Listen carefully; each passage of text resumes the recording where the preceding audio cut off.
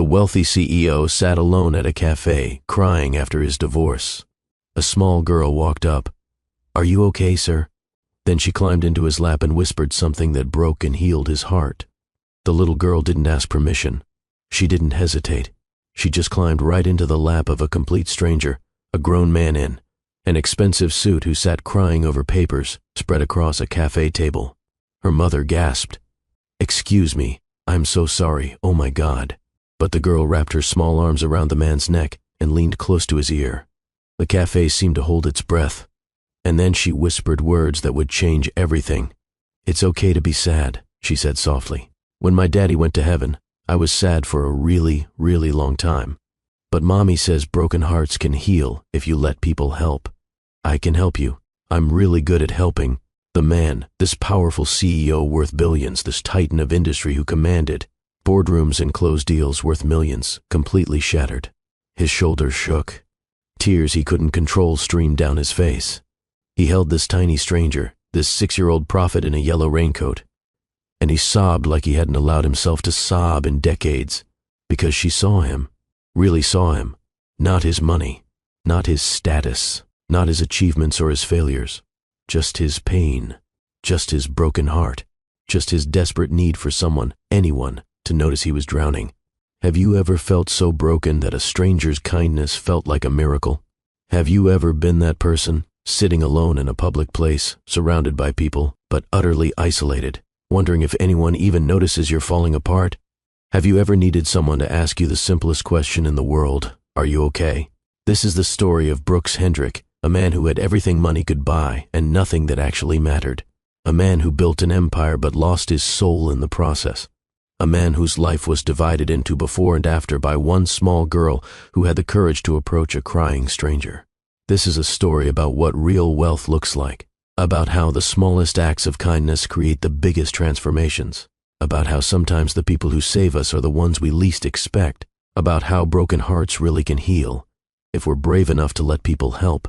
If you've ever felt invisible in your pain, if you've ever wondered whether your life has meaning, if you've ever needed hope when everything felt hopeless, stay with me. Because what you're about to hear will remind you that we're all connected in ways we can't imagine.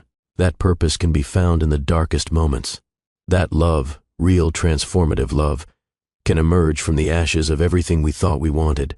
But first, hit that subscribe button, because you're about to witness a transformation that will restore your faith in second chances, in human kindness, in the possibility that even the most broken among us can be made whole again. This is a story that needs to be shared. So stick with me until the end, and I promise you'll see your own life differently. You'll understand what truly matters, and you might just find the courage to be someone's miracle. Now, to understand why that moment in the cafe shattered and rebuilt a broken man, we need to go back. Back to the day Brooks Hendrick lost everything that never really mattered. Back to the moment his carefully constructed world collapsed. Back to when success revealed itself to be the emptiest achievement of all. Brooks Hendrick sat in the back of his Mercedes, staring at his phone as his driver navigated morning traffic. The leather seats smelled expensive. The car cost more than most people's houses. Everything in Brooks's life cost more than most people's houses. He was 45 years old, CEO and founder of Hendrick Innovations, a technology empire that employed over 8,000 people across 4 continents. His company's valuation had crossed the billion-dollar threshold 5 years ago and kept climbing. He owned properties in New York, London, and Tokyo. His car collection included vehicles most people only saw in magazines. His face appeared regularly in Forbes, Fortune, and Business Insider, usually accompanied by words like visionary, unstoppable, ruthless. That last word was accurate. Brooks had built his empire with single-minded determination that left casualties in its wake. Friendships sacrificed for deals, family events missed for meetings, a marriage that existed in name only, held together by appearances and convenience. His father's voice still echoed in his head after all these years. "You'll never amount to anything, Brooks. You're too soft, too weak. You don't have what it takes." Brooks had spent his entire adult life proving that voice wrong. Every acquisition, every successful product launch, every time his company's stock price climbed, he was answering that voice. See? See what I built? See what I'm worth? But worth to who? For what? These questions had started creeping in lately. in quiet moments between meetings, in the early morning hours when he couldn't sleep. In the massive penthouse apartment he returned to every night, walking through rooms that looked like magazine spreads but felt like mausoleums. His phone buzzed. A text from his attorney, Richard Moss. "Everything's ready for this morning. Papers are prepared. Should be straightforward." Brooks stared at the message. Straightforward. 15 years of marriage reduced to straightforward paperwork. Andrea had asked for the divorce 6 months ago. No, asked wasn't the right word. She'd informed him, cool and professional, like she was canceling a subscription service. "I'm leaving you, Brooks. I've been seeing Derek for 8 months. We're moving in together. I've already spoken to my attorney. You'll hear from them tomorrow." Derek, his college roommate, his supposed best friend, the guy who'd been best man at their wedding, who Brooks had brought into his company as a senior advisor, who he'd trusted with everything. The betrayal should have destroyed him. Maybe it had. Maybe that was the problem. Brooks felt like he should feel more, should rage or grieve or something. Instead, he just felt empty, hollow, like someone had scooped out his insides and left only the expensive shell. Andrea had never loved him. He could see that now. She'd loved the lifestyle, the penthouses and the private jets and the charity galas where she wore designer gowns and played the role of powerful man's beautiful wife. She'd loved what he could provide, not who he was underneath the provision. And Derek had offered her the same lifestyle plus something Brooks had never given her. Attention, presence, actual emotional availability. Brooks couldn't even summon righteous anger about it, because Andrea was right. He'd never really been there, not emotionally. He was always thinking about the next deal, the next acquisition, the next mountain to climb, always proving something to a father who'd been dead for 10 years but whose voice still dictated every choice Brooks made. The car pulled up in front of the attorney's office building. Brooks took a deep breath, straightened his tie, and stepped out into the bright morning sunshine that felt like an insult. The meeting took 40 minutes. Andrea arrived in a cream-colored suit that probably cost $5,000. Money Brooks had earned. She looked perfect, composed, her blonde hair in an elegant updo, her makeup flawless. She wore different jewelry than he remembered. Gifts from Derek, probably. She didn't meet his eyes. They sat on opposite sides of a large conference table. Their respective attorneys managed the proceedings with professional efficiency. Papers were produced, explanations given, signatures required. Brooks's hand trembled slightly as he signed his name over and over, here and here, and initial here. The dissolution of 15 years reduced a bureaucratic process. Andrea signed with steady hands. No hesitation, no second thoughts. When it was done, she stood, smoothed her skirt, and looked at him for the first time that morning. "I hope you find whatever you're looking for, Brooks," she said. Her voice wasn't unkind, just distant, like she was speaking to a stranger, though I doubt you even know what that is. Then she walked out. The door closed behind her with a soft click that felt louder than it should. Brooks sat there for a long moment. His attorney, Richard, cleared his throat. "I know this is difficult," he said, "but you'll move forward. You always do. You're one of the most successful men I know." Successful. Brooks almost laughed. He was worth billions on paper. He could buy almost anything he wanted. He commanded respect in boardrooms across the world. And he'd never felt more like a failure in his entire life. He left the building in a daze. His driver asked where to. "Just drive," Brooks said. "I don't care where." They drove through the city. Brooks stared out the window at people going about their lives. A couple holding hands as they walked down the sidewalk, laughing about something. A father with a toddler on his shoulders, the child's hands tangled in his hair. An elderly woman feeding pigeons in a park, smiling to herself. Everyone had someone. Everyone had something. Everyone except him. "Stop here," Brooks said suddenly. They were passing a small cafe called Riverside. He'd never noticed it before, despite driving this road hundreds of times. "Sir?" the driver asked. "Just stop. I'll call you when I need you." Brooks got out of the car and walked into the cafe. It was quiet. A few people on laptops, an elderly couple sharing a muffin by the window, soft music playing from speakers, the smell of coffee and fresh baked goods. He ordered a black coffee from the barista, a middle-aged Asian woman who smiled warmly at him. He didn't smile back. He couldn't remember how. He chose a corner booth. sat down, pulled out the divorce papers he'd folded into his jacket pocket, spread them out on the table like evidence of a crime. His phone sat silent beside the papers. No calls, no texts, except business notifications. His calendar showed meetings for the rest of the week, but nothing personal. No lunch with friends because he had no friends, not really. No dinner plans. No weekend activities beyond work. When had his life become this? When had success turned into isolation? He thought about his sister, Jennifer. They'd been close once, when they were kids, before their father's constant criticism had turned them into competitors instead of allies. She'd called him 3 months ago, asking for money for her business. Not asking how he was. Not saying happy birthday when it had been his birthday the week before. Just asking for money. Everyone wanted something from him. His board wanted profits. His employees wanted leadership and paychecks. His ex-wife had wanted a lifestyle. His sister wanted funding. His business associates wanted connections and opportunities. Nobody wanted him, just what he could provide. Brooks stared at the divorce papers, at Andrea's signature, so confident and final, at his own, shakier than he wanted to admit. 45 years old, billions in the bank, and utterly, completely alone. The tears surprised him. They started slowly, just wetness in his eyes that he blinked away. But they kept coming, building, until he couldn't stop them anymore. Brooks Hendrick, CEO of Hendrick Innovations, sat in a corner booth of a cafe he'd never been to before, crying over divorce. Papers while strangers typed on laptops nearby, completely unaware that a man was falling apart 10 feet away from them. Nobody noticed. Nobody cared. Nobody even looked up. He was invisible. Despite all his success, despite his wealth and status and accomplishments, he was completely invisible. And he realized with devastating clarity that he'd been invisible his whole life. Invisible to his father, who'd never seen his worth. Invisible to his wife, who'd never seen past his wallet. Invisible to himself, because he'd been too busy performing success to figure out who he actually was underneath it all. What was the point? What was the point of any of it? He'd won every game that didn't matter, and lost every one that did. The cafe sounds faded. The soft music, the gentle conversation of the elderly couple, the hiss of the espresso machine. Everything felt distant, like he was underwater. Brooks buried his face in his hands. His shoulders shook. He didn't care who saw anymore.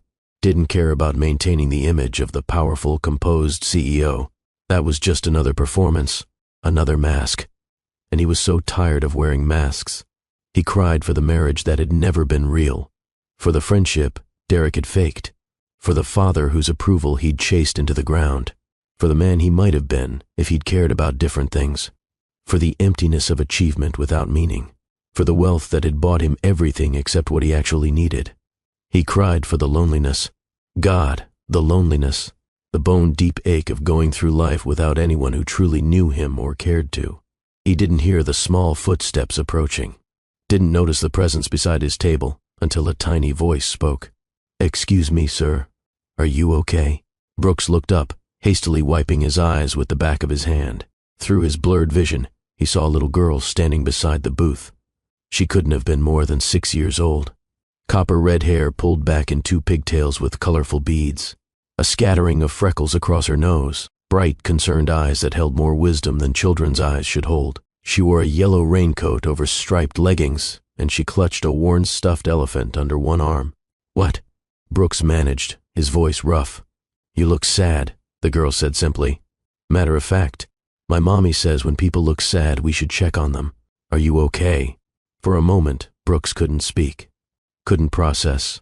When was the last time someone had asked him that question?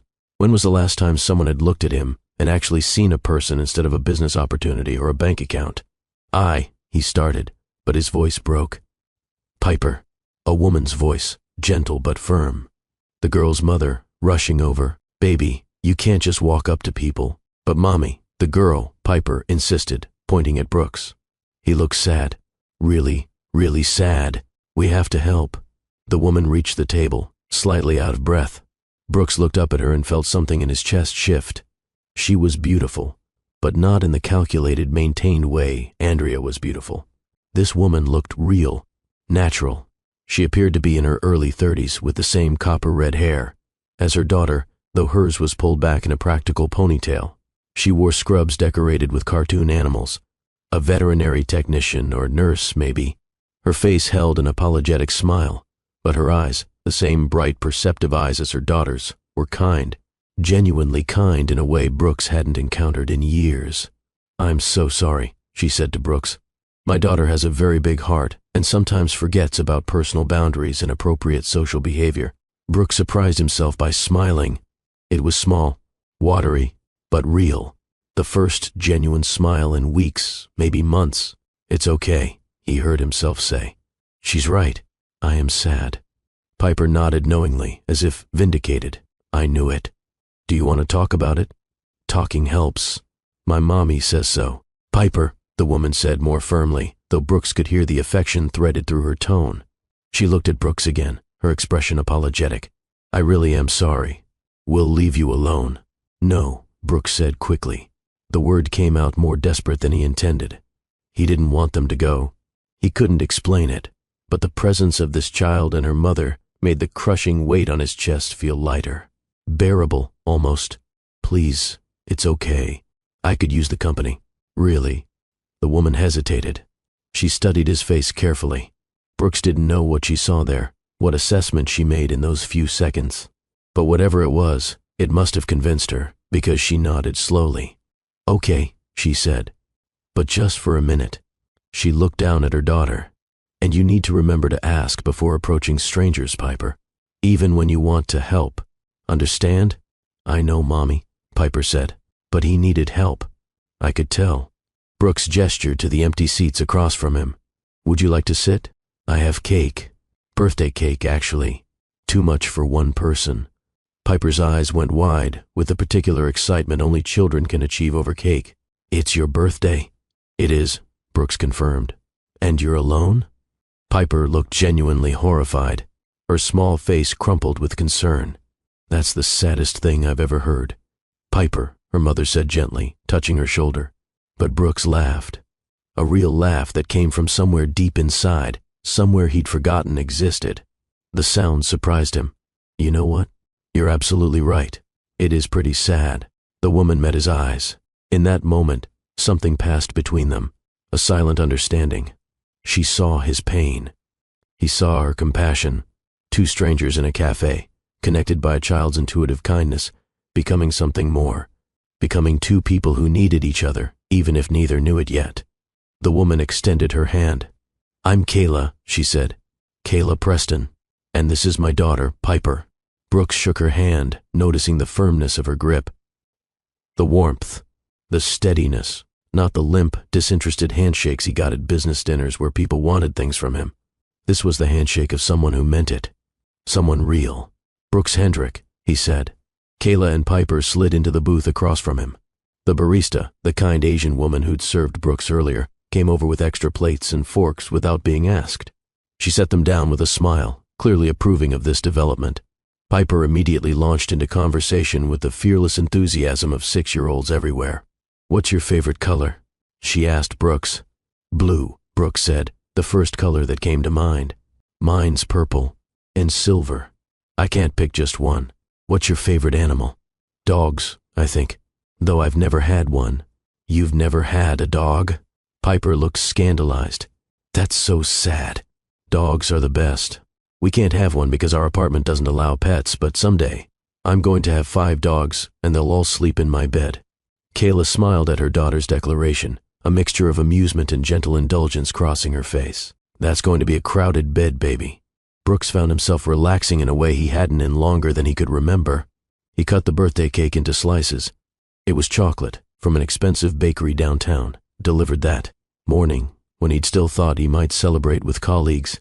That plan had died along with his marriage. He served the first slice to Piper, then to Kayla, then took one for himself. "This is the best birthday I've had in years," Brooks said, and he meant it with every fiber of his being. Kayla tilted her head, studying him. "Really?" "Really," Brooks confirmed. He took a bite of cake. It was good. Rich and moist, and probably cost more than most people spent on groceries in a week. But it tasted like ashes in his mouth until this moment, until he was sharing it with 2 strangers who had no agenda, no ulterior motives, no expectations beyond this simple human connection. You have no idea what your daughter just did for me, Brooks said, looking at Piper. Piper swung her legs under the table, too short to reach the floor. She ate her cake with focused determination. Between bites, she said, sometimes people just need someone to notice them. My daddy used to say that. Kayla's expression shifted. A shadow of old pain crossed her face, there and gone in a heartbeat, but Brooks caught it. Destiny, baby, Kayla said softly. Eat your cake. Brooks caught the correction. She'd called her Piper before, but now she'd said Destiny. He filed that away, along with the past tense when Piper mentioned her father. Used to say, not says, used to. There was a story there. Pain and loss that mirrored his own, though he suspected theirs was deeper, more real. He wanted to ask, but he'd just met them. It wasn't his place. Not yet. They ate in comfortable silence for a few minutes. The cafe started filling up with the late morning crowd. A group of women in yoga clothes ordered complicated lattes, talking about their class. A businessman in a suit grabbed coffee to go, phone pressed to his ear, already arguing with someone about quarterly projections. The world moved on, indifferent to individual suffering, everyone absorbed in their own dramas and concerns. But at this table, something different was happening. 3 people who didn't know each other an hour ago were sharing cake and small smiles and the kind of gentle peace that comes from unexpected kindness. Piper told a story about her school play. She was going to be a tree, she announced proudly. A very important tree with 3 whole lines. Can I hear them? Brooks asked, genuinely interested. Piper needed no further encouragement. She stood on her chair, much to Kayla's gentle protest, and declared, in her best theatrical voice, I am the oldest tree in the forest. I have seen many seasons. I will stand strong through the storm. People at nearby tables turned to look. Some smiled at the precocious child. Others looked annoyed at the disruption. Brooks didn't care about them. He was transfixed by this little girl's confidence, her joy, her absolute certainty that the world wanted to hear what she had to say. Kayla gently pulled Piper back into her seat. Inside voice, baby. But Brooks clapped softly. That was excellent. You're going to be wonderful in the play. Piper beamed, her whole face lighting up. You should come watch me. Piper, Kayla said quickly. Mr. Hendrick is a busy man. I'm sure he has important things to do. Brooks looked at Kayla, then at Piper, then back at Kayla. 3 hours ago, he'd been sitting in his penthouse apartment, seriously, considering whether anything in his life was worth continuing. Not explicitly suicidal, but certainly questioning whether this was all there was, whether another 40 years of successful emptiness was worth enduring. This child, with her innocent concern and bright smile and fearless approach, to a crying stranger, had given him something he hadn't felt in years, maybe ever, a reason to be present in the moment, a reminder that the world contained more than boardrooms and profit margins and performances of success. Actually, Brooks said slowly, I don't have anything important to do at all, and I'd love to come to your play. If your mother doesn't mind, of course. Kayla looked surprised. You don't have to do that. She invites everyone to everything. Last week, she invited the mailman. And he came, Piper added helpfully. Mr. Chen brought flowers for all the trees. Brooks smiled. Then I should definitely bring flowers too. When is it? Next Friday at 6, Piper said immediately. At Lincoln Elementary School. I'm tree number 2. There are 5 trees total, but I have the most important lines. Kayla studied Brooks's face, clearly trying to figure out whether he was being serious or just polite.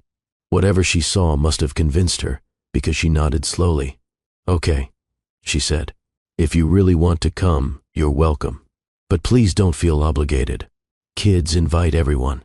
It doesn't mean you actually have to show up. I want to come, Brooks said. He meant it more than he'd meant anything in a long time. They talked for another 20 minutes. Brooks learned that Kayla worked as a veterinary technician at an animal clinic downtown. She also did bookkeeping on the side for a few small businesses to make ends meet.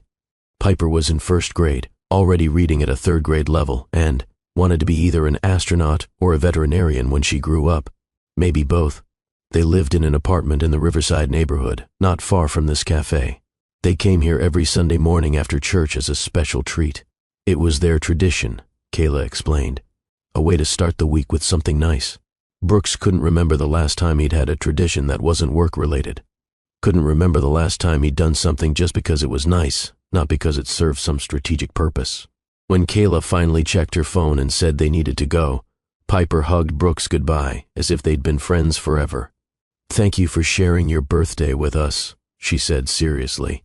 "Thank you for noticing I needed a friend," Brooks replied. His voice was thick with emotion he didn't bother hiding. As they walked toward the door, Brooks stood up. "Wait." They turned back. Brooks pulled out his wallet, then hesitated.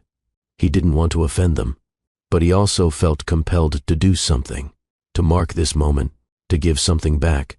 "Please," he said, "let me pay for your breakfast, as a thank you." Kayla started to shake her head. "That's not necessary." "I know it's not necessary," Brooks said, "but you and your daughter gave me the best birthday gift I could have asked for. Kindness from strangers who expected nothing in return. Please, let me do this small thing." Kayla looked at Piper, then back at Brooks. Something in his expression must have reached her because she nodded slowly. "Okay," she said. "Thank you. That's very generous." Brooks paid for their meal and his own. He added a generous tip for the barista, Mrs. Chen, who'd been quietly supportive through the whole encounter. As he watched Kayla and Piper leave hand in hand, Piper skipping and talking animatedly about something, Kayla laughing, and responding with clear affection, Brooks felt something he hadn't felt in longer than he could remember. Hope. Not the grasping, desperate hope of wanting something external to fix him, but a quieter, steadier hope. The sense that maybe, just maybe, life could be different. That meaning could be found. That connection was possible. That he wasn't irredeemably broken after all. For the first time in months, years maybe, Brooks Hendrick felt something other than emptiness. He felt the stirring of purpose, the possibility of change, the faint outline of what a different life might look like. He sat back down at his table. The divorce papers were still spread out, but they looked different now. Not like an ending, but like a necessary demolition before rebuilding.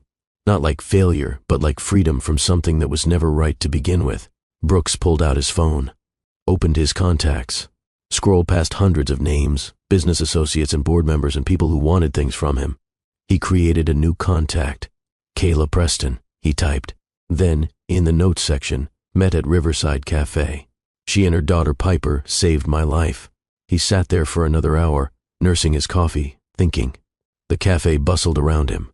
More customers came and went. Brooks watched them all, seeing them differently now. Each person carrying their own struggles, their own pain, their own hopes. Each one as real and complex as he was.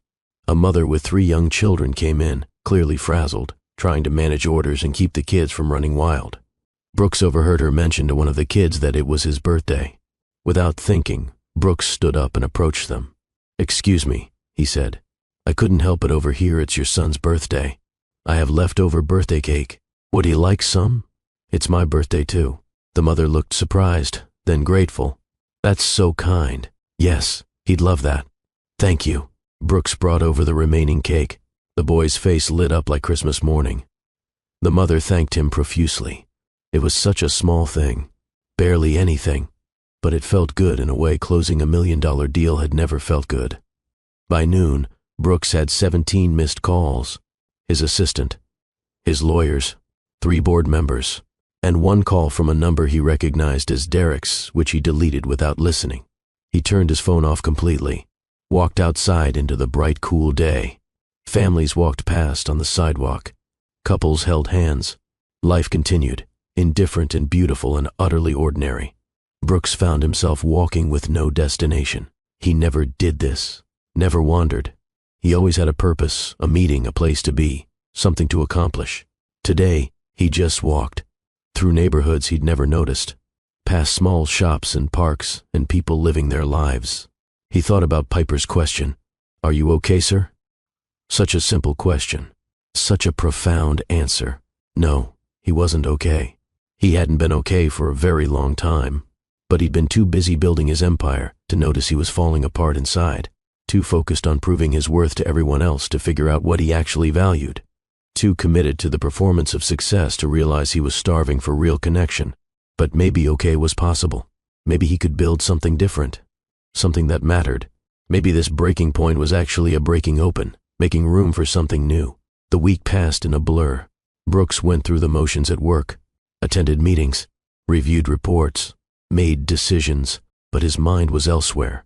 He kept thinking about that cafe, about a little girl with copper hair who approached a crying stranger, about her mother's kindness, about how the simplest human connection had reached him in ways nothing else could. Thursday night, he barely slept. Friday, he left work early, something he never did. He stopped at a flower shop and bought 2 bouquets. Roses for Kayla, though he told himself he was just being polite. Wildflowers for Piper, colorful and cheerful. Lincoln Elementary School was in a part of town Brooks had never visited. The neighborhood was working class, modest homes with small yards, cars that were practical, not luxury. He felt conspicuous pulling up in his Mercedes, but he didn't care. The school auditorium was small. Rows of plastic chairs faced a makeshift stage. Parents milled around, many still in work clothes, having rushed from their jobs to make the play. Brooks stood near the entrance, suddenly nervous. What was he doing here? He barely knew these people. Piper probably hadn't even remembered inviting him. Kayla might think he was overstepping, being weird. But then a small voice called out, "Mr. Hendrick, you came." Piper ran toward him, her face lit with genuine joy. Brooks felt his nervousness evaporate. "I promised, didn't I?" he said, kneeling down to her level. "Lots of people promise and don't come," Piper said matter-of-factly. "But you're here. Mommy, look, Mr. Hendrick is here." Kayla walked over. She wore a deep red dress that brought out the warmth in her skin. Her hair was down in natural waves. She looked beautiful, more than beautiful. She looked happy to see him, and that made Brooks's chest feel tight. "You actually came," she said, smiling. "I told you I would." Brooks handed her the roses. "These are for you." Kayla took them, her eyes widening. "Brooks, these are gorgeous. You didn't have to do this. I wanted to." He turned to Piper and gave her the wildflowers. "And these are for the star of the show." Piper buried her face in the flowers and inhaled deeply. "These are the best flowers in the whole entire world," she declared. They found seats together near the front. The play started 15 minutes later. It was exactly what you'd expect from a first-grade production. Adorable chaos. Kids forgetting lines and making up new ones. Costumes that were clearly homemade. Sets painted on cardboard. And it was perfect. When Piper appeared as tree number 2, wearing a brown costume with green paper leaves attached, Brooks felt an unexpected surge of pride. She delivered her 3 lines with confidence and enthusiasm. Well, 2 of her 3 lines. The third one she forgot, but she improvised something about storms, making trees stronger, and honestly, it was better than the original. Brooks clapped louder than anyone else. Kayla laughed beside him, delighted by his enthusiasm. After the play, as parents collected their children, Brooks gave Piper her flowers again. She hugged him tight. "I only forgot 1 line," she said proudly. "Your improvisation was better anyway," Brooks told her. "You're a natural." In the parking lot as they walked to their cars, Kayla stopped. She looked at Brooks with an expression he couldn't quite read. "That was you, wasn't it?" she said. Brooks blinked. "What was me?" Kayla bit her lip, then continued. "My car broke down 2 weeks ago. Completely dead. The mechanic said it would cost $1,500 to fix, money I didn't have. I'd been taking the bus, getting rides from neighbors. Then yesterday, the mechanic called and said someone had paid for all the repairs. An anonymous friend. They wouldn't tell me who. Brooks didn't deny it. He couldn't have even if he wanted to. Kayla deserved honesty. You needed your car, he said simply. To get Piper to school. To get yourself to work. That matters more than money sitting in an account. Brooks, that was over $1,000. And now you don't have to worry about transportation. That's worth more to me than the money. Kayla looked at him for a long moment. Then, suddenly, she stepped forward and hugged him. It surprised them both. Brooks hesitated for just a second, then wrapped his arms around her. She smelled like flowers and something vanilla. She felt warm and real and right. "Thank you," she whispered into his shoulder. "You have no idea what this means to us." Brooks hugged her back, careful and respectful. "I think I do," he said quietly. When they pulled apart, Piper was watching with interest and a knowing smile. "Are you and Mommy going to get married?" she asked. "Piper." Kayla's face flushed red, but Brooks laughed. "Your Mommy and I are friends, Piper. Good friends." "That's how it starts," Piper said wisely. "In all the movies, people are friends first. Then they fall in love. Then they get married and have babies and live happily ever after. Let's focus on the friend part for now, Kayla said, still blushing. They said goodbye in the parking lot. As Brooks drove home in his Mercedes, back to his penthouse overlooking the city, he realized something. He was happier after spending an evening watching a children's play than he'd been closing his last $100 million deal. That weekend, Brooks did something he'd never done before. He went back to the Riverside Café on Sunday morning. He told himself it was because the coffee was good. He told himself he just needed a quiet place to think. He absolutely did not admit, even to himself, that he was hoping to see them again. At 9:15, the door opened and Piper bounded in, wearing a bright blue dress, followed by Kayla in a casual green sweater and jeans. Piper spotted him immediately and ran over. "Mr. Hendrick, you came back." "I did," Brooks said, unable to keep from smiling.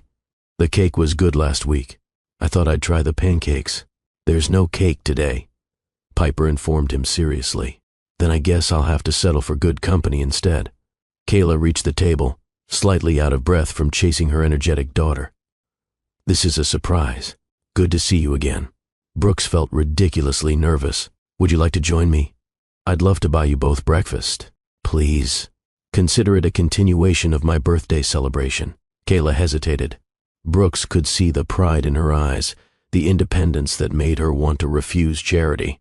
But he could also see the tiredness, the calculation she had to do before every purchase. The weight of being a single parent trying to provide on a limited income. "You don't have to do that," Kayla said. "I know I don't have to," Brooks replied. "I want to. Please." Piper tugged her mother's hand. "Please, Mommy. Mr. Hendrick is nice, and I'm really hungry." Kayla looked at her daughter, then at Brooks. Finally, she smiled. "Okay, thank you. That's very kind." They ordered breakfast. Piper got chocolate chip pancakes with extra whipped cream. Kayla ordered the simple omelet and fruit. Brooks got the same as Kayla, wanting her to feel comfortable, not like he was showing off. As they ate, the conversation flowed more easily than Brooks expected. Piper talked non-stop about her week at school. She'd gotten 100% on her spelling test. Her friend Zoe had moved to a new apartment. Her teacher, Miss Anderson, was the best teacher in the whole school because she let them have reading time with stuffed animals. Kayla listened with the infinite patience of a mother who'd heard many of these stories before but loved them anyway. She asked questions, made Piper feel heard, gently corrected her table manners. It was the most natural, beautiful parenting Brooks had ever witnessed. "Your daughter is remarkable," Brooks said when Piper excused herself to look at the cafe's fish tank. Kayla watched her daughter with a smile that held both love and sadness. "She is. She's the best thing that ever happened to me." Brooks hesitated, then asked gently, "How long have you been on your own?" Kayla's smile faltered. 3 years. My husband Tyler passed away. Cancer. 6 months from diagnosis to..." She trailed off, but Brooks understood. "I'm so sorry," he said, meaning it with everything in him. "Thank you." Kayla looked at her coffee. "It was rough at first, financially and emotionally. I didn't think we'd make it, but Piper kept me going. She needed me, so I had to figure it out. You're doing an incredible job. Most days I'm just trying to keep my head above water," Kayla admitted. "But we're managing. We're okay." That word again. Managing. Okay. Brooks hated it. This remarkable woman shouldn't just be managing or okay. She should be thriving, should be supported, should have space to breathe instead of constantly struggling. After breakfast, as they prepared to leave, Brooks made a decision. "Can I ask you something?" he said to Kayla. She nodded. "Of course. Are you really okay? Financially, I mean." Kayla stiffened slightly. "We're fine." Brooks raised his hands. "I don't mean to pry.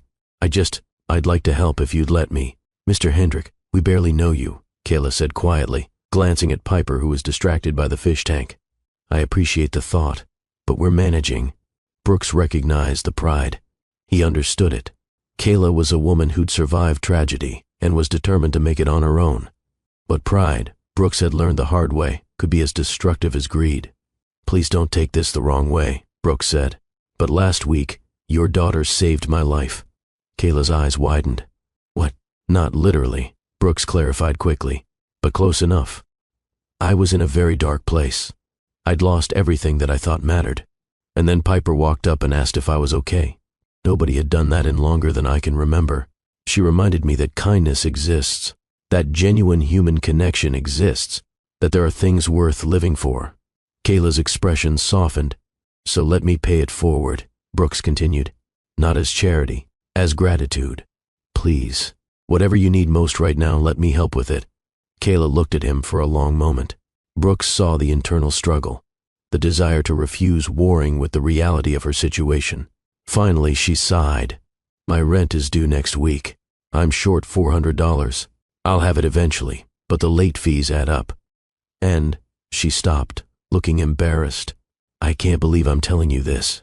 $400, Brooks repeated. He pulled out his wallet and counted out $500 bills. Please, take it. Kayla stared at the money. That's too much. It's not enough, Brooks said honestly. But it's a start. Please, you'd be doing me a favor. How is taking your money doing you a favor? Kayla asked, but Brooks could hear her resolve weakening. Because giving it makes me feel human again, Brooks said simply. Because for the first time in years, I'm doing something that actually matters. Please, Kayla, accept this with the same grace you've shown me. Kayla reached out slowly and took the money. Her hand trembled slightly. Thank you, she whispered. You have no idea what this means.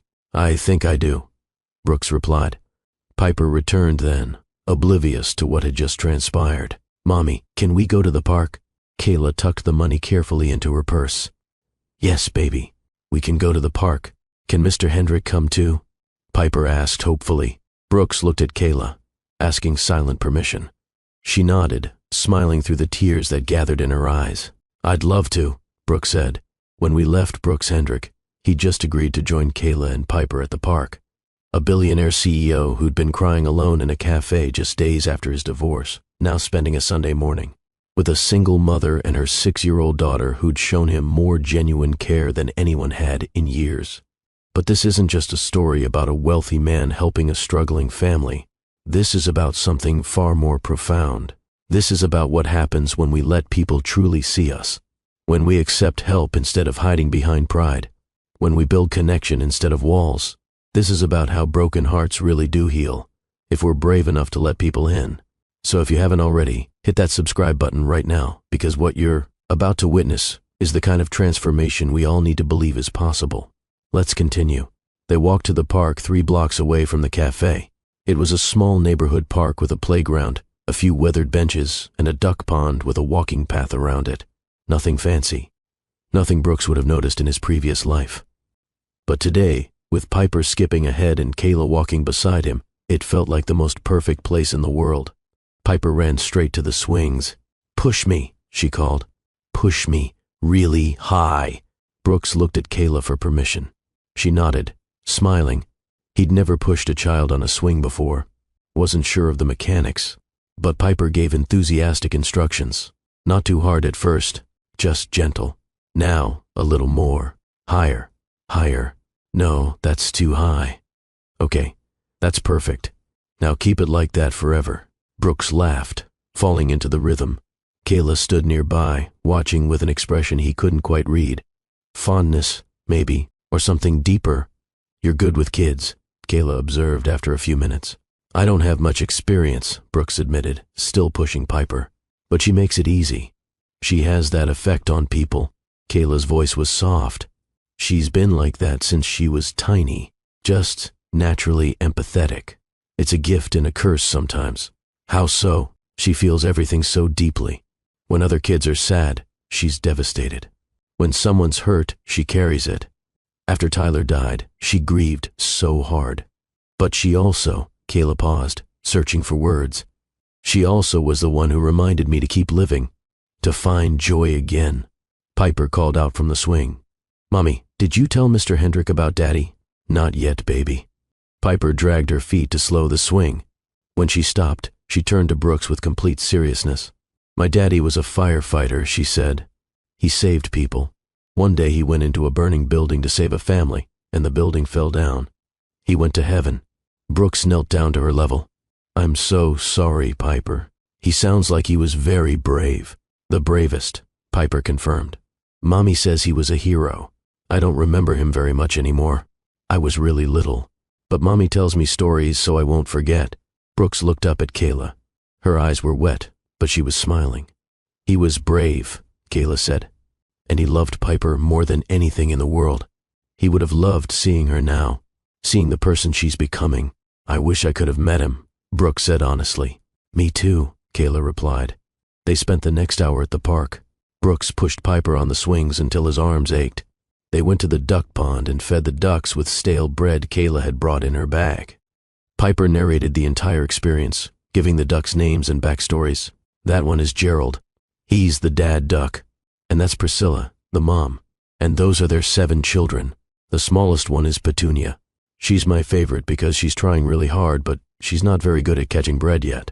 Brooks found himself completely absorbed in this child's imagination, in her ability to create entire worlds from simple observations. When was the last time he'd noticed ducks at all, let alone cared about their family dynamics? As the sun climbed higher, they found a bench. Piper ran around the playground, burning off seemingly endless energy.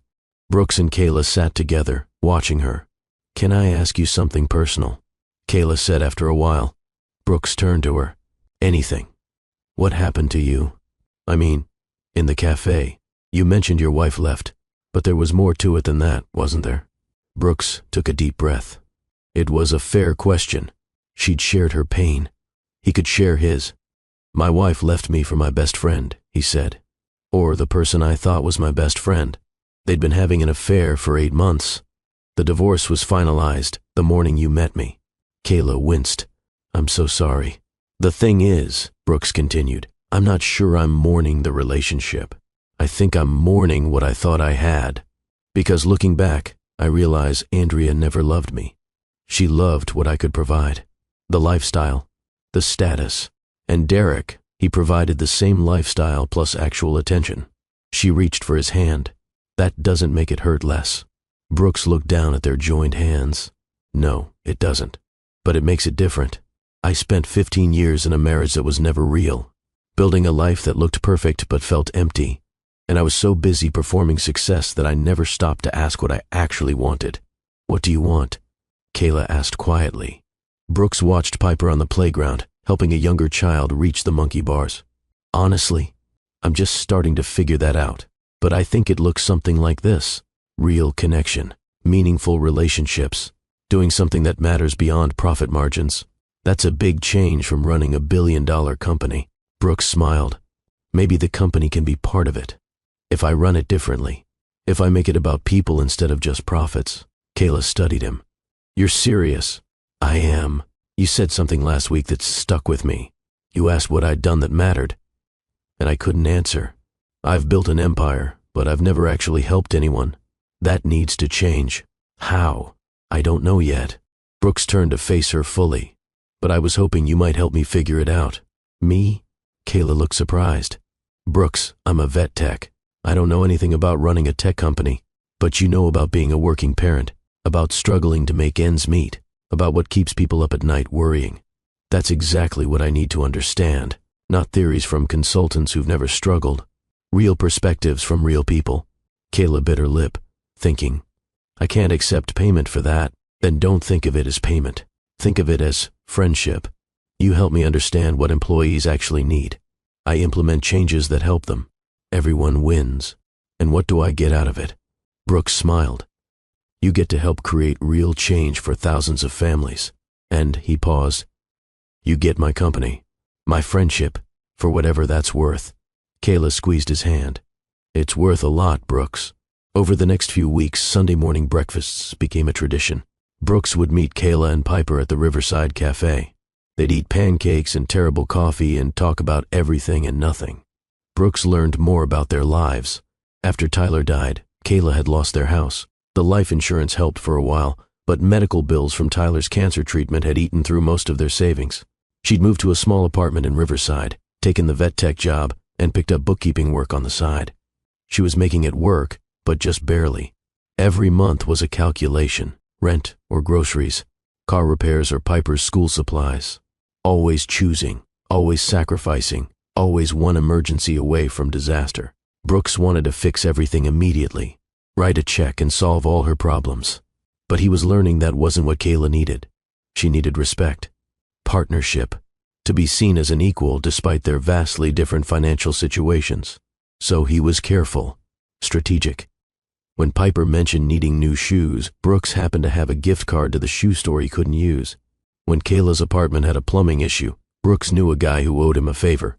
Small helps that didn't feel like charity. Tuesday mornings, Brooks started picking up Piper for school. Kayla worked early shifts at the clinic, and her neighbor who usually watched Piper had back surgery.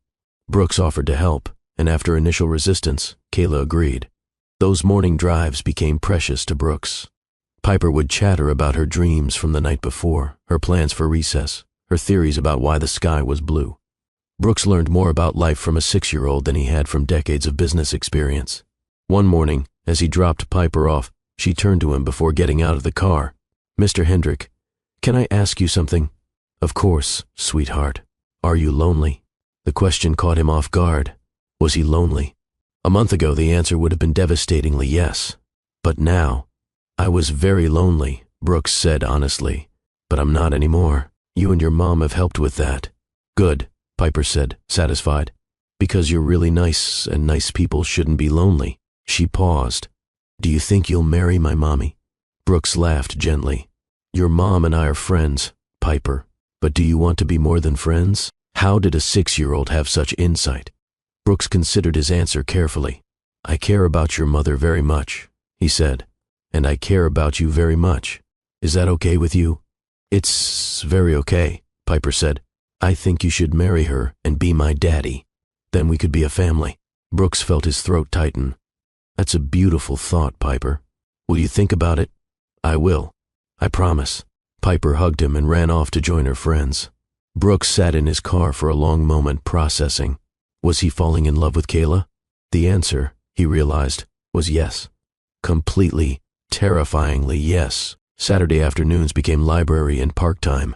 Brooks would pick them up, and they'd spend hours browsing books, playing on the playground, feeding ducks, just being together.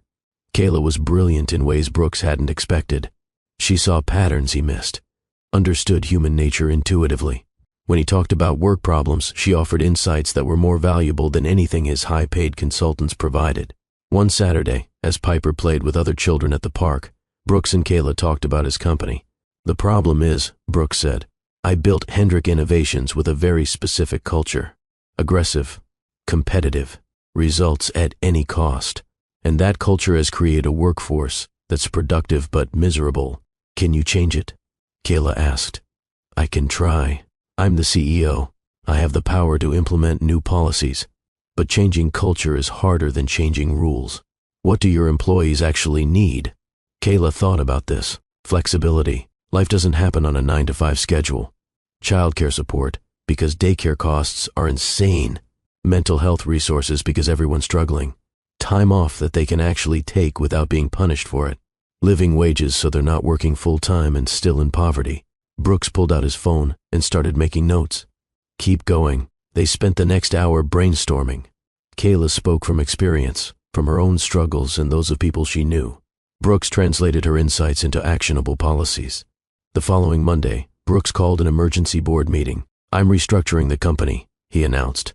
"We're implementing comprehensive parental leave, 6 months paid for any parent, biological or adoptive, on-site childcare, mental health resources, flexible schedules and remote work options. And we're raising the minimum wage for every employee to a living wage for this city." His CFO, Richard Chen, nearly choked on his coffee. "Brooks, that will cost tens of millions annually. The shareholders will never approve this." "I'm the majority shareholder," Brooks said calmly, "and I approve it. Anyone who objects can sell their shares. I'll buy them out." "But the profit margins," Richard protested, "will be fine. We'll be slightly less profitable on paper, but we'll have lower turnover, higher productivity, and a workforce that's actually engaged. That's worth more than short-term profit maximization." The board erupted in arguments, but Brooks remained firm. He'd found his purpose. His company was going to mean something beyond making rich people richer. Over the next month, Brooks transformed Hendrick Innovations. He hired a new HR director focused on employee well-being, created an emergency fund for employees facing financial crises, implemented all the changes he and Kayla had discussed. The response was overwhelming. Employee satisfaction scores skyrocketed. Productivity increased. Turnover dropped dramatically. Several competitors' employees started applying to work at Hendrick Innovations, attracted by the new culture. Business magazines that had once celebrated Brooks's ruthlessness now ran stories about his transformation. From cutthroat to compassionate, how Brooks Hendrick reinvented corporate culture. But Brooks didn't care about the headlines. He cared about the emails he received from employees. Single mothers thanking him for childcare support that changed their lives. Fathers grateful they could actually be present for their children. People who could finally afford therapy, who could take time off when sick, who felt valued as humans instead of resources. This, Brooks realized, was what mattered. This was success that meant something. One evening, Brooks showed up at Kayla's apartment with takeout. Chinese food from a place she'd mentioned loving but rarely being able to afford. "What's this?" she asked, surprised. "Dinner," Brooks said, "and a thank you. Your insights transformed my company. I wanted to celebrate with you." Kayla let him in. Piper was already in pajamas, excited about the food. They ate at Kayla's small kitchen table. The apartment was tiny, maybe 400 square feet total. The furniture was worn. The walls needed paint, but it was filled with love. Pictures of Piper covered the refrigerator. Books overflowed from shelves. A cozy blanket draped over the couch. "This feels more like home than my penthouse ever has," Brooks said honestly. Kayla looked around. "It's not much. It's everything," Brooks corrected. "It's real. It's lived in. It's loved." After dinner, Piper wanted to show Brooks her room. It was barely big enough for a twin bed and a small dresser, but she decorated it with drawings and a shelf of books and a collection of stuffed animals arranged carefully. "This is where I sleep," she announced. "And that's Mr. Elephant. He sleeps with me every night. And those are my favorite books. And I made that drawing of Mommy, and me and my daddy who's in heaven." Brooks looked at the drawing. Stick figures holding hands. A firefighter with a halo. A little girl in the middle. Kayla standing beside them, smiling. "It's beautiful, Piper," Brooks said softly. "You could be in it too," Piper said. "If you want. I could draw you. I'd like that very much." After Piper was in bed, Brooks and Kayla sat on the couch with coffee. Well, Kayla had coffee. Brooks had learned her coffee was truly terrible, so he'd brought tea for himself. "Thank you for everything you're doing," Kayla said. "The changes at your company, I've been reading about them. You're actually changing lives." "We're changing lives," Brooks corrected. "None of this would have happened without you. I just talked. You did the work. You gave me purpose, Kayla. You and Piper pulled me out of the darkest place I've ever been. You showed me what actually matters. That's worth more than any business success." They sat in comfortable silence for a moment. Then Kayla spoke quietly. "Can I tell you something? Anything. I'm scared." "Of what?" "Of this. Of you. Of what I'm starting to feel." She looked at him. "I haven't let myself have feelings for anyone since Tyler died. It felt like a betrayal. Like I was dishonoring his memory. But you," she paused, "you make me want to risk it. To try again. And that terrifies me." Brooks set down his tea and took her hand. "I'm scared too. My marriage failed because I chose the wrong person for the wrong reasons. I'm terrified of making the same mistake. But Kayla, what I feel for you is nothing like what I felt for Andrea. This is real. You see me. The actual me, not the wealthy CEO or the successful businessman. Just me. And I see you. Your strength, your kindness, your incredible parenting, your brilliant mind. I see you, and I'm in awe." Kayla's eyes filled with tears. "Brooks, I'm not asking you to make any decisions right now," Brooks continued. "I just needed you to know. You're not alone in feeling this. And whatever happens, however fast or slow you need to go, I'm here." Kayla leaned her head on his shoulder. "Thank you for being patient with me. Thank you for being worth waiting for." They sat like that for a long time, just being together in the quiet. But not everything was peaceful. The following Saturday, Brooks took Kayla and Piper to the Riverside Café for their usual breakfast. They were laughing about something Piper had said when the door opened and Brooks's past walked in. Andrea, looking perfect in a cream designer outfit, and beside her, Derek, wearing an expensive suit and a smug expression. Brooks felt Kayla tense beside him. She'd seen the change in his face. "What's wrong?" she asked quietly. My ex-wife just walked in. With Derek. Kayla followed his gaze. Oh. Andrea spotted Brooks almost immediately. Her eyes widened, then narrowed as she took in Kayla and Piper. She said something to Derek, and they both approached the table. Brooks stood instinctively, positioning himself slightly in front of Kayla and Piper. "Brooks," Andrea said, her voice dripping with false sweetness. "Fancy seeing you here. This is quite a downgrade from your usual spots." "Andrea," Brooks replied evenly. "Derek." Derek smirked. "Still bitter about the business, Cole? You should thank me. That company was stagnant under your leadership. We're taking it places you never imagined." "You mean running it into the ground with your aggressive tactics?" Brooks replied calmly. "I've seen the reports. Employee satisfaction down 30%. 2 major client losses.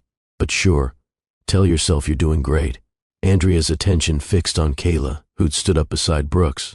"And who is this?" "Let me guess. Another gold digger who thinks she's hit the jackpot." Brooks felt anger surge, but before he could respond, Kayla spoke. "I'm Kayla, Brooks's friend." She extended her hand, which Andrea ignored. "And you must be Andrea. I've heard about you." "I'm sure he's told you all about me," Andrea said, her smile sharp.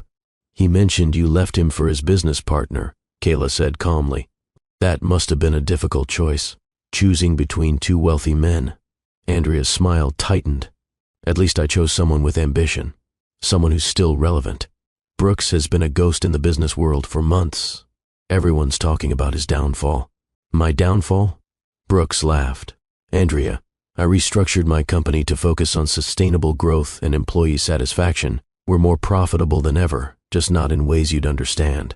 Because you only see numbers, not people." "Oh, please," Derek interjected. "You've gone soft, Cole.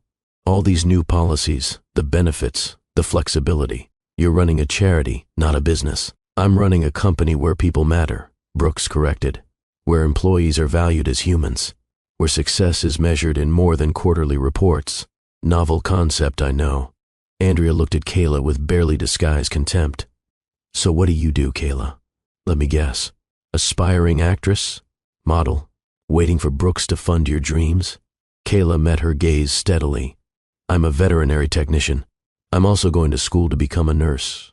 And I have a daughter, none of which is any of your business, but since you asked."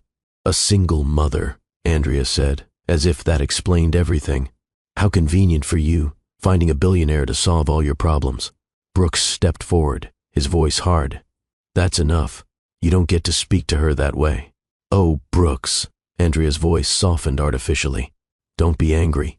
I'm just looking out for you. This woman is clearly using you. Wake up before she takes everything." "The only people who ever use me are standing right in front of me," Brooks said coldly. "Kayla has given me more in 3 months than you gave me in 15 years. She sees me, not my bank account. She cares about me, not what I can do for her." "How touching," Derek said sarcastically.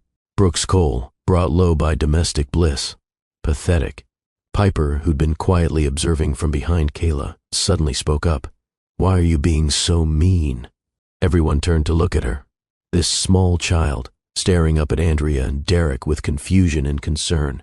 "Excuse me," Andrea said. "You're saying mean things," Piper continued. "That's not nice.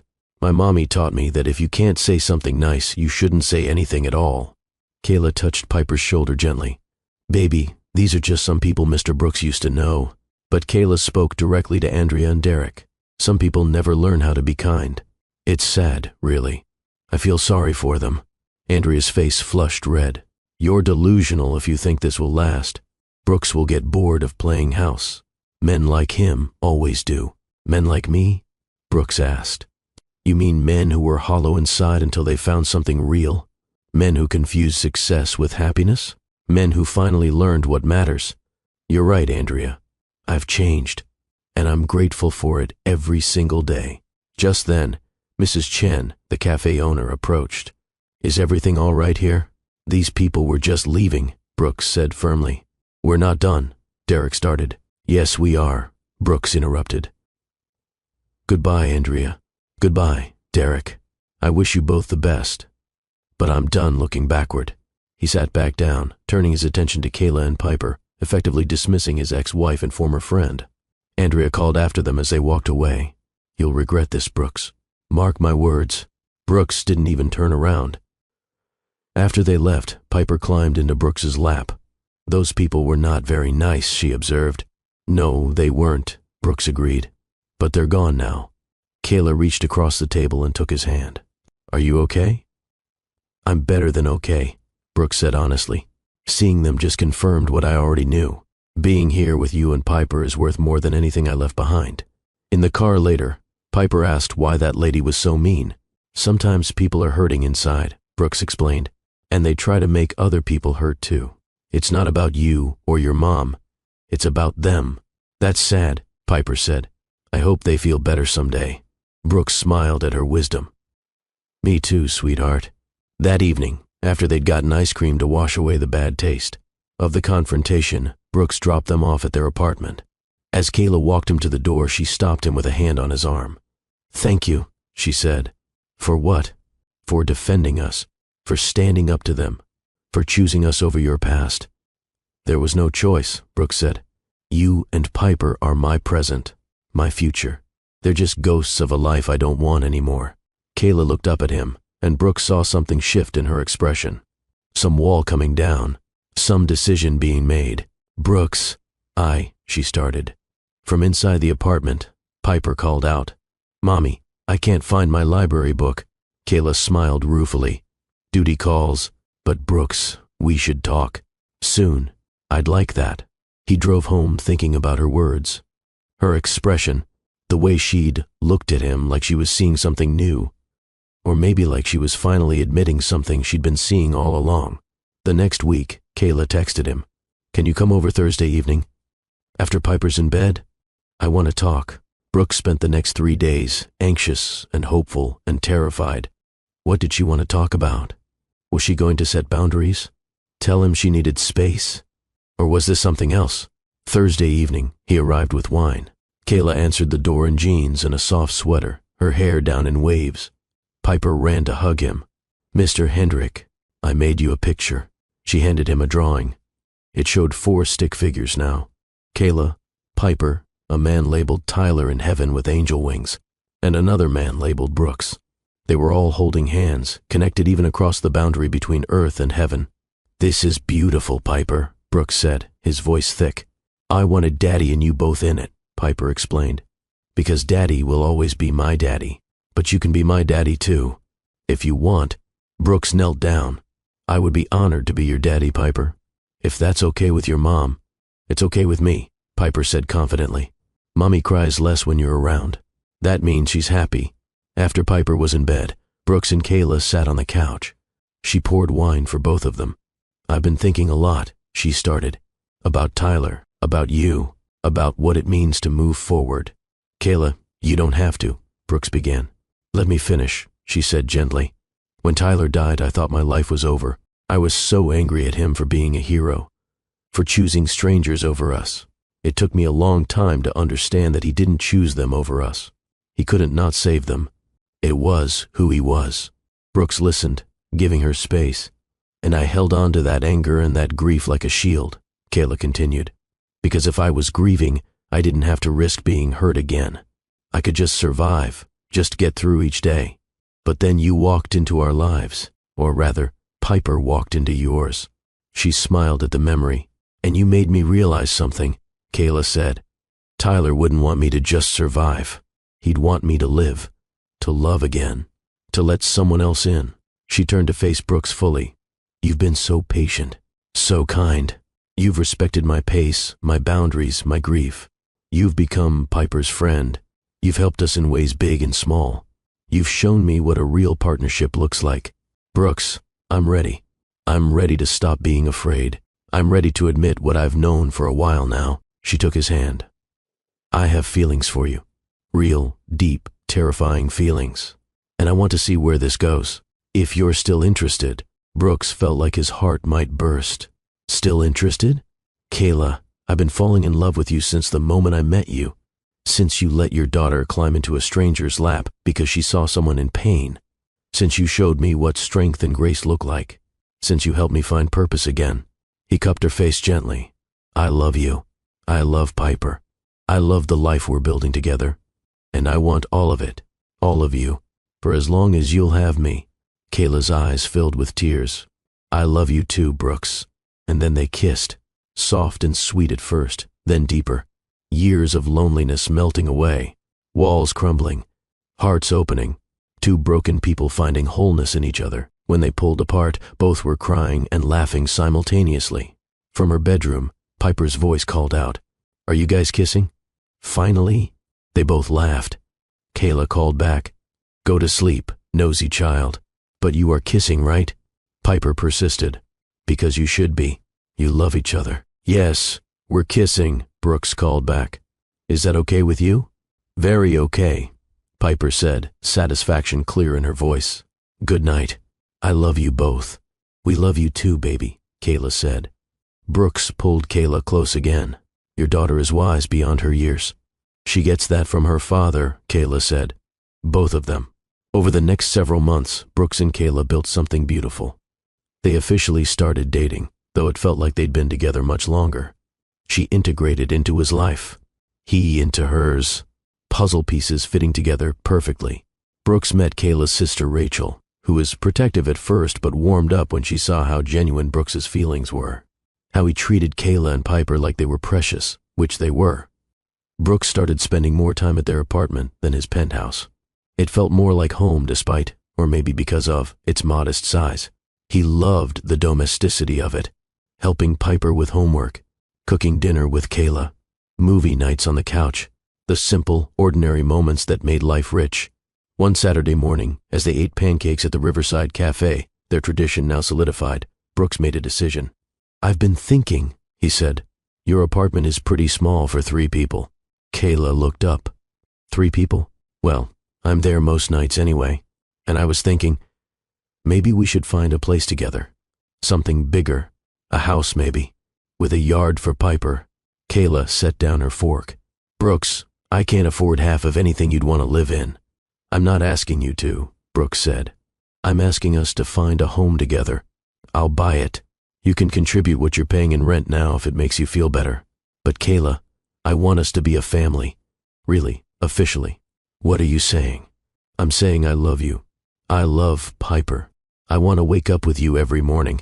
I want to be there for homework and dinner and bedtime stories. I want to build a life together." From across the table, Piper Stage whispered, "Say yes, Mommy." Kayla laughed, wiping tears from her eyes. "Okay, yes, let's find a home together." They spent the next month house hunting. Brooks learned what Kayla valued.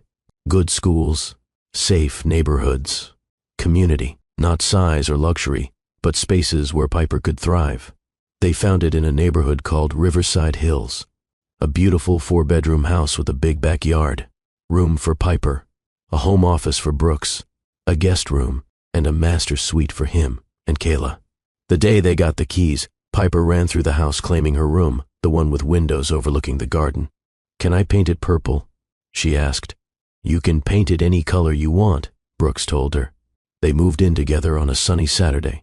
Brooks hired movers despite Kayla's protests, and Rachel came to help. By evening, they were mostly settled. Brooks found Kayla in what would be their bedroom, unpacking boxes. "How are you feeling?" he asked. She turned to him, smiling. "Happy. Really, truly happy. Tyler would be glad I found you. That Piper has you." Brooks pulled her close. "I'm going to spend every day earning that trust. You already have." That night, after Piper was asleep in her new purple room, Brooks and Kayla sat on their new couch in their new living room. "Thank you," Kayla said. "For what?" "For being patient. For loving us. For choosing us." "Thank you for giving me a second chance at life," Brooks replied. "At happiness. At meaning." They sat together in comfortable silence, watching the moonlight through the windows, grateful for the unexpected journey that brought them here. 6 months after moving in together, Brooks knew with absolute certainty what he wanted to do next. He started planning the proposal carefully. He wanted it to be meaningful, not ostentatious, something that honored their story and included Piper. He enlisted Piper as his co-conspirator one Saturday morning while Kayla was at school. "I want to ask your mom to marry me," Brooks said, "but I need your permission first. Would that be okay with you?" Piper squealed so loudly Brooks had to cover his ears. Really truly? Really truly, Brooks confirmed. So, is that a yes? Yes, yes, yes. Piper jumped up and down. Can I help? I was hoping you would. They planned together. Piper wanted to make a sign. Brooks wanted to propose at the Riverside Café, where it all started. They decided on a Sunday morning, their traditional breakfast time. The week leading up felt like the longest of Brooks's life. He bought a ring, simple but beautiful. A gold band with a single diamond, something Kayla would actually wear. Saturday night, he barely slept. Sunday morning, he arrived at the cafe early. Mrs. Chen was expecting him and had reserved their usual table. Brooks placed flowers there, red roses for Kayla, wildflowers for Piper, a small card that said reserved for the Hendrick family, hopeful and presumptuous. Piper arrived with Rachel at 8:45, holding her sign. She decorated it with markers, stickers, and enough glitter to blind someone. Will you marry my dad? It read, Please say yes. Brooks knelt down. Your sign is perfect, Piper.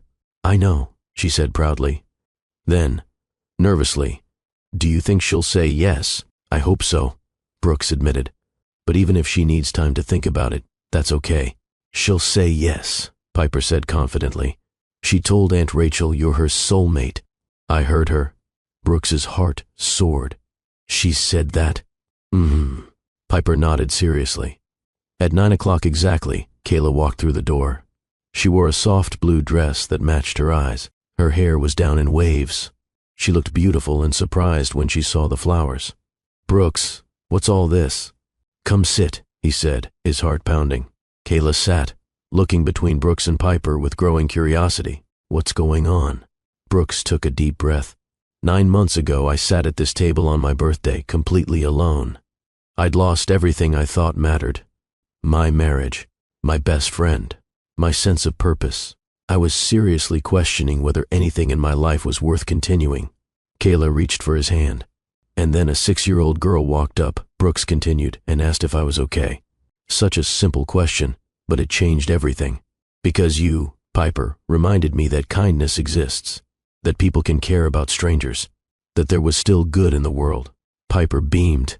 Brooks turned to Kayla. And you could have pulled your daughter away and left, but you stayed. You shared my birthday cake. You let me into your lives.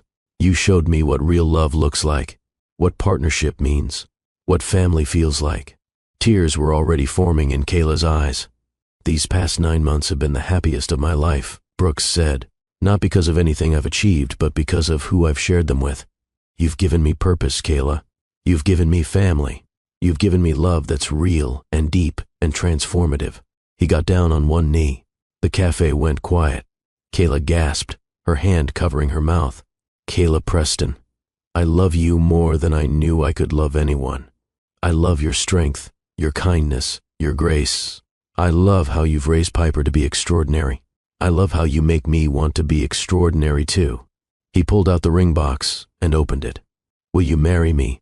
Will you let me be your husband and Piper's father? Will you let me spend the rest of my life proving that I'm worthy of your love? Before Kayla could answer, Piper jumped up with her sign. Will you marry my dad? She added. Please say yes. Kayla laughed through her tears, looking between Brooks and Piper. Yes, she said, her voice breaking with emotion. Yes, of course yes. 1,000 times yes. Brooks slipped the ring onto her finger and stood, pulling her into his arms. They kissed while the entire cafe erupted in applause. Mrs. Chen had let in their regular Sunday crowd, all of whom had watched their relationship develop over months. Piper wedged herself between them, hugging them both. We're going to be a real family. We already are, Brooks said, holding both his girls close. This just makes it official. Mrs. Chen brought out a cake she'd prepared, decorated with congratulations. People came over to offer well wishes and share their own engagement stories. Later at home, the three of them sat together on the couch, looking at the ring on Kayla's finger. It's beautiful, she said. You're beautiful, Brooks replied. When are you getting married? Piper asked. Can I be in the wedding? Can I wear a fancy dress? You can absolutely be in the wedding, Kayla assured her. You'll be our maid of honor. What's that? The most important person besides the bride and groom, Brooks explained. The person who stands with us and supports us. I can do that, Piper said solemnly. I'm very supportive. They spent the rest of the day planning and dreaming and laughing. Brooks couldn't remember ever being this happy. The wedding was 3 months later. Small and intimate, just 50 guests. Close friends, family, a few colleagues. They held the ceremony in the botanical gardens, surrounded by roses and sunshine. Piper wore a purple dress and carried a basket of flower petals. She took her role very seriously, standing beside them during the entire ceremony. Brooks and Kayla had written their own vows. Kayla went first. Brooks, 9 months ago, I thought my life was set. I was content with just surviving, just getting by. And then you walked into our lives and showed me that I deserved more than just surviving. You showed me partnership, love, support. You showed Piper what a father should be. You gave us hope. I promise to love you, support you, and stand by you for the rest of our lives. You're my best friend, my partner, and my love. Brooks's turn. Kayla, when I met you, I was the loneliest man alive. I had everything money could buy and nothing that mattered. You and Piper saved my life in the most literal sense. You showed me what love looks like, what family means, what actually matters. I promise to honor you, cherish you, and support your dreams. I promise to be the best father I can be to Piper. I promise to choose us every day for the rest of my life. You are my home. There wasn't a dry eye in the audience. The officiant pronounced them husband and wife. They kissed while everyone applauded. Piper hugged them both, and the photographer captured the moment. A family, complete and whole. The reception was joyful. Good food, better company, lots of laughter. Brooks and Kayla's first dance was to a song Piper had helped pick, something upbeat and happy. Piper gave a toast with Rachel's help. I'm glad my mommy married Mr. Brooks. He's really nice, and he gives good hugs, and he helps with my homework, even when it's hard. Now we're a family forever. Late in the evening, Brooks pulled Kayla outside to the garden. The lights were soft, the air sweet with flowers. How are you feeling, Mrs. Hendrick? He asked. Perfect, Kayla said. Absolutely perfect. Brooks wrapped his arms around her. This is the best day of my life. Mine too. They swayed gently to music drifting from the reception. Two people who'd found each other in the most unexpected way.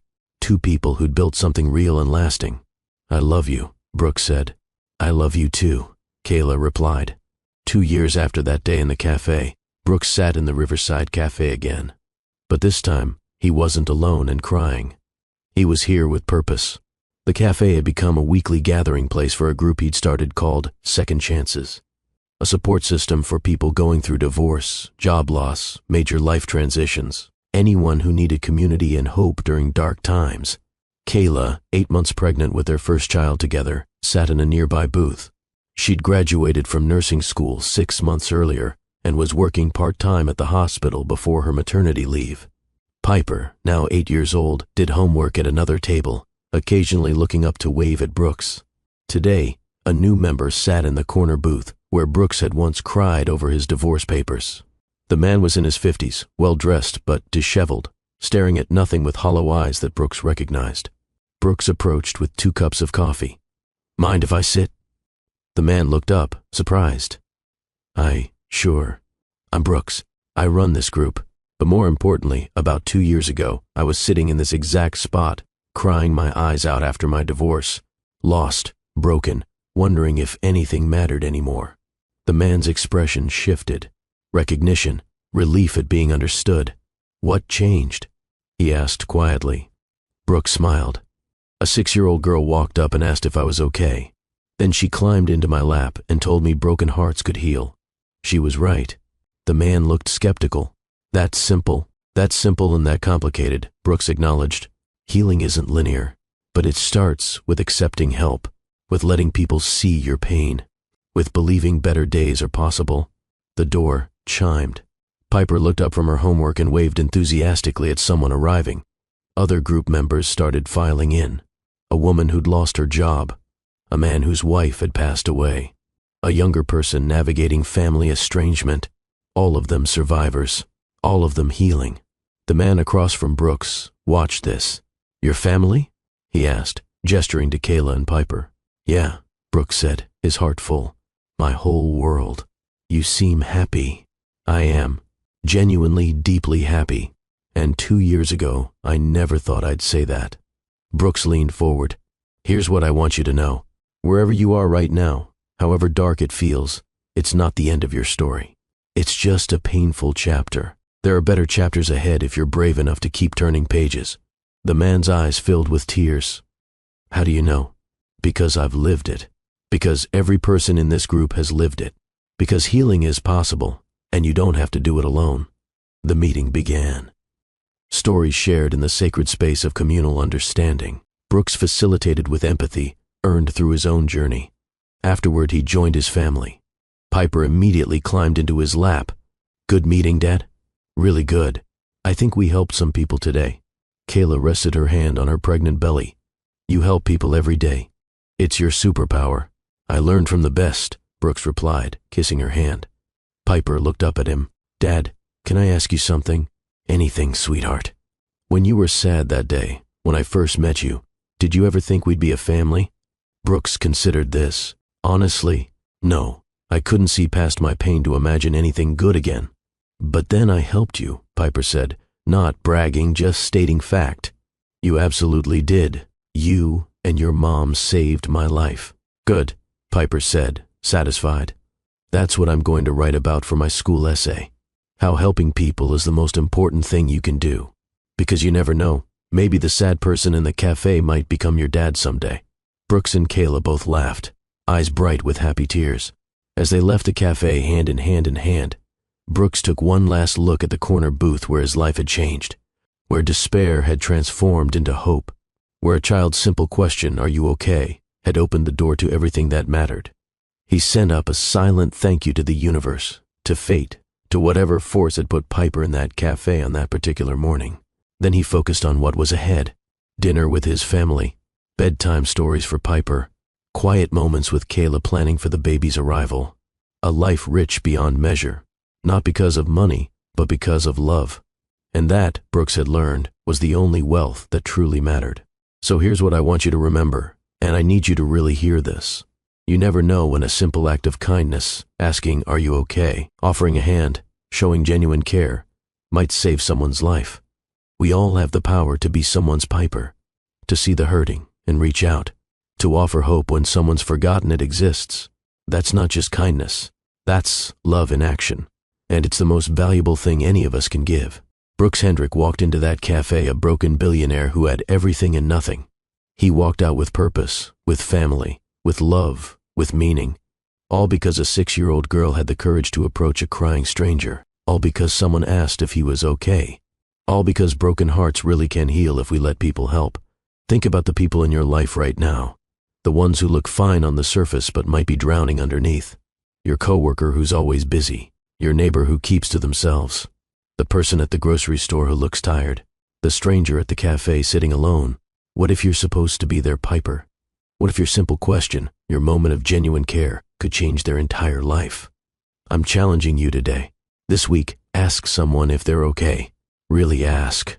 Look them in the eyes. Show genuine concern. You might feel awkward. They might brush you off. But you also might be the miracle they desperately need. Because we're all connected in ways we can't see. We're all struggling with something. We're all one bad day away from being the person crying in the cafe. And we're all one act of kindness away from being saved. If this story moved you, if it reminded you what really matters, I need you to do 3 things right now. First, smash that like button. Let the algorithm know this message needs to spread. Second, share this video with someone who needs hope today. Your friend going through a divorce. Your family member struggling with loss. The person you know who's lonely. Send it to them with a message that says, "I'm here for you." Third, tell me in the comments about a time someone's kindness changed your life, or a time your kindness changed someone else's. Let's create a chain of hope together. Let's remind each other that good people still exist, that miracles still happen, that broken hearts really do heal. And subscribe to Love and Twilights with Dr. Phillips for more stories that will restore your faith in humanity. Because we all need reminding that in a world that often feels dark, there are still lights everywhere. Sometimes they come in the form of a 6-year-old girl with copper hair and a stuffed elephant asking the simplest, most powerful question in the world. Are you okay? And sometimes they come in the form of a stranger who's brave enough to answer honestly, no, but I will be. Until next time, remember this. Broken hearts can heal. Second chances are real. Love, real transformative love, is always worth the risk. And you have the power to be someone's miracle today.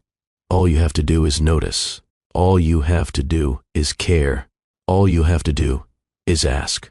Go be someone's Piper. The world needs more of you. This is Dr. Phillips reminding you that love and hope are always worth fighting for.